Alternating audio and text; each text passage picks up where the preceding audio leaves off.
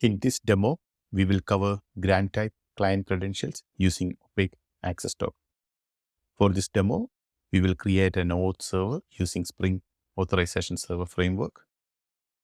We will create a Spring Boot resource server. We will issue an opaque access token using grant type client credentials. We will perform, a resource server will perform an access token validation using token Introspect.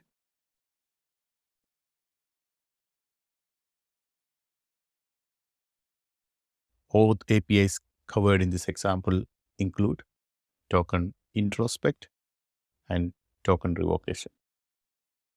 Let's get into it.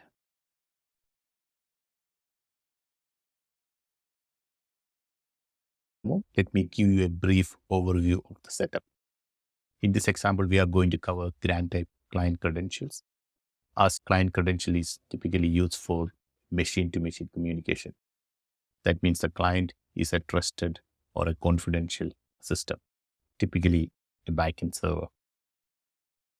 When the client gets registered to the Auth server, they are issued a client ID and client secret. Now, if the client requests for the resource without an access token, you're going to get an unauthorized flag. So first thing client needs to do is to request for an access token. In this request, client needs to pass client ID and client secret.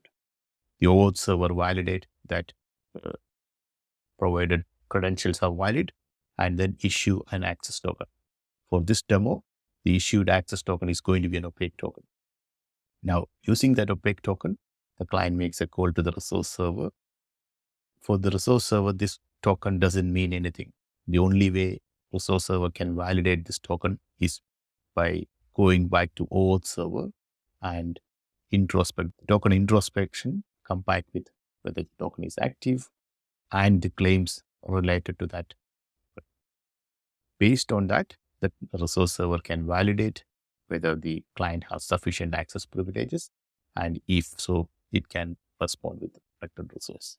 Important point to keep in mind here is, since the token passed to the resource server is opaque, there is no way resource server can interpret anything out of it. So it has to make a call to the Auth server and get the token information before it can perform any validation.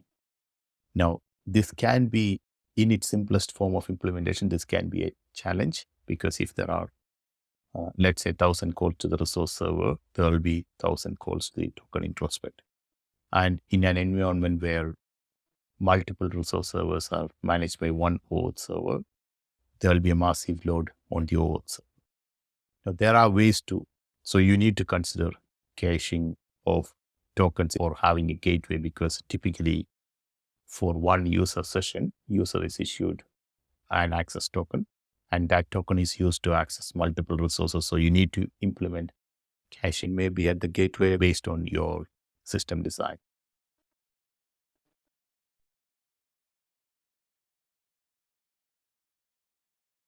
Let's look at an example for grant type client credentials using an opaque access token. So first, let's get our local stack running.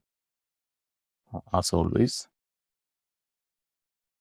one command, docker compose up. You should have all your microservices running locally.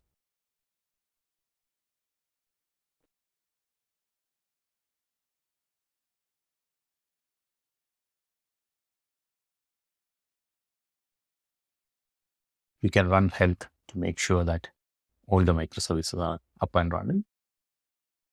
It's not up yet, so let's wait for it to come up.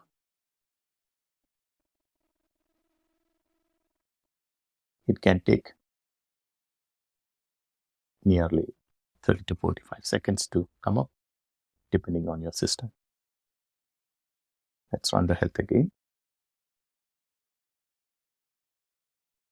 Okay, now we have all the microservices running locally. First, let's try to access a resource server without providing a valid token. As you can see, the resource server responded with unauthorized HTTP 401. Now let's try to request a token from the oAuth server. The request contains grant type client credentials. Also, you need to provide the client ID and client secret. Now, when you register the client, the oAuth server will configure what type of client it is, what are the scopes allowed, etc. Also, the type of token responded. In this case, when the client was registered, it was configured to use an opaque token. So you code the response back. Let's make it a bit more better. As you can see, you received an opaque token back from the oAuth server. Now, let's try to access the resource using this newly received token.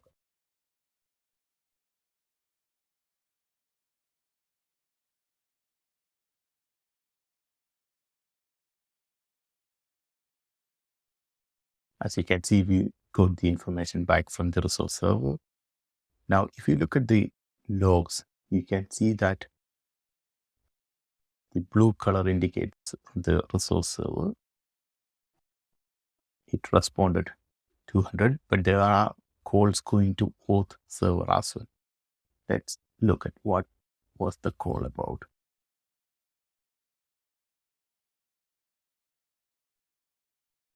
You can see that there was a request to the Auth Introspect endpoint. Let's go further up. So that was a request coming from the resource server. It made an HTTP call to the Introspect endpoint with token as the input. Now, why that is important is because this token is an opaque token. Resource server cannot interpret or infer anything out of this token. There has to be an HTTP request made to the resource Auth server to understand whether the token is valid, what sort of claims are in this token. So let's make the request again. As you can see, every single time the API resource server is accessed, there is a call going to the Auth server in the case of opaque token. You can do the same example using Postman as well. Let's do it via Postman now. Let's request for an opaque token. In the test, I have extracted the access token and placed it to an environment variable, so I don't need to change anything. I can directly go to the resource server and fire the request. And as you can see, I've received successful response. Let's put some invalid token and see what happens when we received an unauthorized because the token was not valid. Now let's put the successful one again. Now let's do the Introspect token. Now, when you make the call to Introspect token, as you can see, it says token is active. What is the client ID? Also, issuer of the token and the expiry, etc. And also it will provide you what scope you have. So now let's revoke the token and do an Introspect. We are going to revoke this token. It's 200, so revoke is successful. Now let's introspect the token. Now, as you can see, the token is not active anymore. We will request the resource once more. Now, this time it's unauthorized because we use the same access token, but the introspect request responded with inactive, which means not allowed to access the resource anymore. Let's see that here. Okay, probably we did not revoke this token, so let's revoke this token.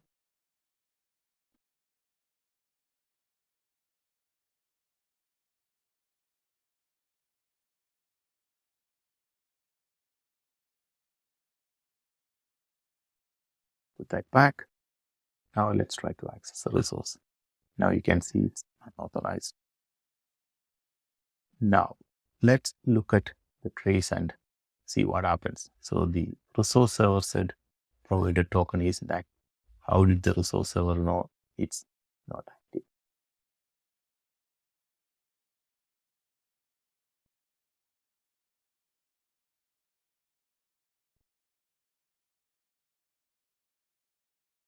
Because it made a call to the Auth server. Auth server did respond with a 200, but the response was inactive. So that is why the stack trace, it says invalid bearer token exception, provider token is not active. So basically the resource server went to the Auth server with the token, and the Auth server said token is not active. Based on that response, resource server responded with an exception to the client or unauthorized HTTP 401 to the client.